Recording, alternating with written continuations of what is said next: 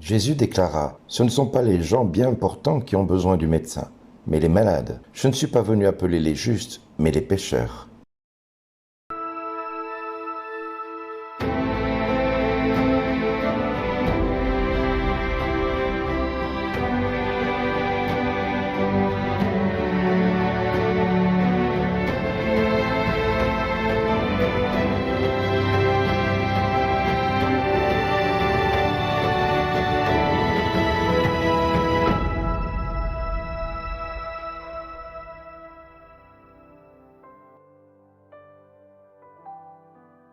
Bonjour les amis, je voudrais commencer aussi cette journée en souhaitant une bonne fête à tous ceux qui portent le prénom d'Antoine. C'est la Saint-Antoine et nous souhaitons une bonne fête à tous ceux que nous connaissons.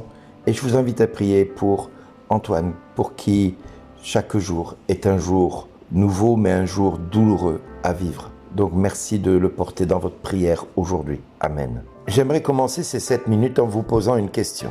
Quelle est d'après vous la différence entre la foi chrétienne et l'islam? Quelle est la différence entre ces deux religions?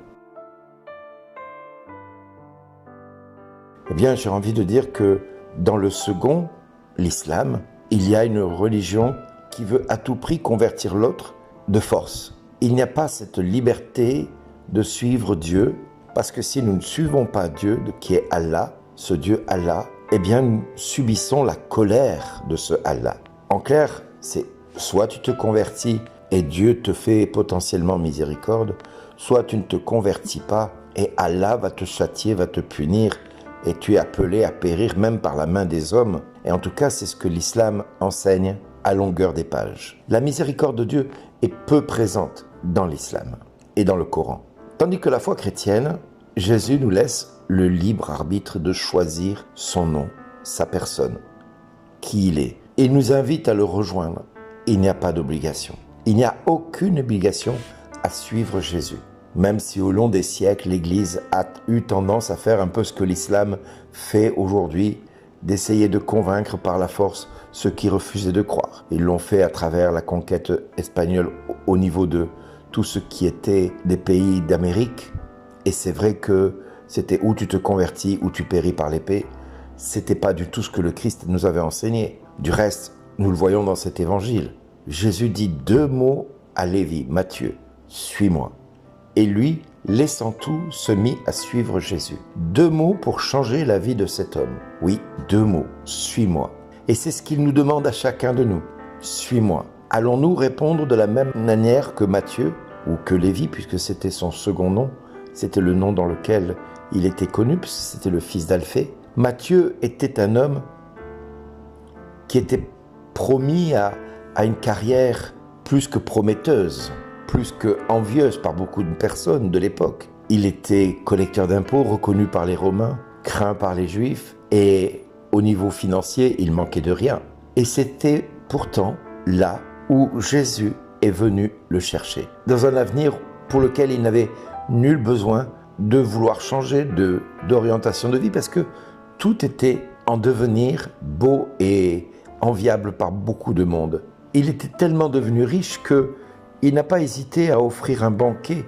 Quand Jésus lui a dit « Suis-moi », il a compris qu'il acceptait de suivre quelqu'un qui allait changer son histoire, sa vie. C'est à lui que Jésus va adresser cette fameuse parole qui va retentir encore jusqu'à nous aujourd'hui. « Tout homme qui aura quitté à cause de moi maison, frère, sœur, père, mère et enfant ou une terre recevra beaucoup plus. Il aura en lui la vie éternelle. » Voilà, une promesse que Jésus va laisser entendre à Matthieu comme pour le consoler d'avoir laissé cet avenir plus que prometteur avec les Romains. Eh bien, quand nous acceptons de suivre Jésus, notre histoire commence à changer.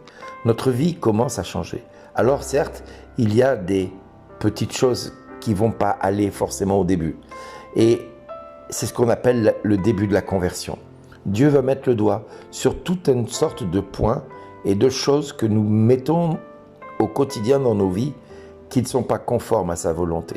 Et il va montrer du doigt simplement ça ne va pas. Ça, il faut que ça change. Ça, il faut que tu changes avec ça. Là, il faut que tu changes d'attitude avec ça. Mais Dieu nous montre ça simplement du doigt. Il ne dit rien, mais nous comprenons de manière implicite que Jésus nous demande de changer dans telle attitude, dans telle manière de faire, dans telle manière de se comporter ou d'être. Et nous voyons là tout doucement ce Dieu qui nous laisse face à notre libre arbitre de dire oui ou non. Alors, quand nous commençons à suivre le Christ, il y a certes ce que Matthieu va vivre, c'est que son entourage ne va pas comprendre cette conversion. Et son entourage, ce sont ses amis qui voient Jésus, qui acceptent le banquet de Matthieu, avec d'autres collecteurs d'impôts et des pécheurs, ainsi que les apôtres de Jésus. Et les pharisiens, spectateurs de ce que Matthieu fait comme travail, et des autres, vont faire remarquer aux disciples de Jésus que leur maître mange avec des pécheurs et des publicains. Oh, mon Dieu, que c'est terrible. Et Jésus va répondre quelque chose qui va comme consoler le cœur de Matthieu. Je ne suis pas venu appeler les justes, mais les pécheurs. C'est les médecins qui sont là pour les malades. Les médecins ne sont pas là pour des gens bien portants. Eh bien, aujourd'hui, nous avons dans notre cœur cette prise de conscience et cette conscience totale que toute l'humanité dans laquelle nous avons aujourd'hui des hommes et des femmes de bonne volonté qui essaient de faire changer les choses au quotidien, de manière politique, de manière associative, de manière humanitaire, de manière humaine tout simplement. Mais toute cette humanité est malade. Elle est malade parce qu'elle refuse d'accueillir Jésus comme médecin divin. Oui, Jésus est le seul qui peut changer l'histoire de tous les hommes et il l'a prouvé en l'espace de 3 ans. Cet homme, Jésus, a été capable de modifier la vie d'une multitude d'hommes et de femmes depuis qu'il est venu dans ce monde. D'abord les bergers, en allant permettre aux anges d'aller les trouver, en leur disant paix aux hommes de bonne volonté, il vous est né un sauveur. Et eux vont tout laisser pour aller faire une révérence auprès de Jésus dans la crèche. Puis ces rois qui vont venir de l'Orient et qui vont venir s'incliner devant Jésus pour reconnaître le souverain des souverains. Et puis tard, vous allez avoir Jean le Baptiste qui va le reconnaître et qui va le déclarer comme étant supérieur à lui. Et que lui, il faut qu'il diminue pour que lui grandisse. Et puis les disciples qui vont commencer à suivre Jésus. Et puis au fil des siècles, les premiers chrétiens, les premiers pères de l'Église, les premiers saints, les chrétiens qui au fil des années, des siècles et des millénaires vont se rallier à la foi chrétienne, à Jésus, par le baptême. Même ceux qui se sont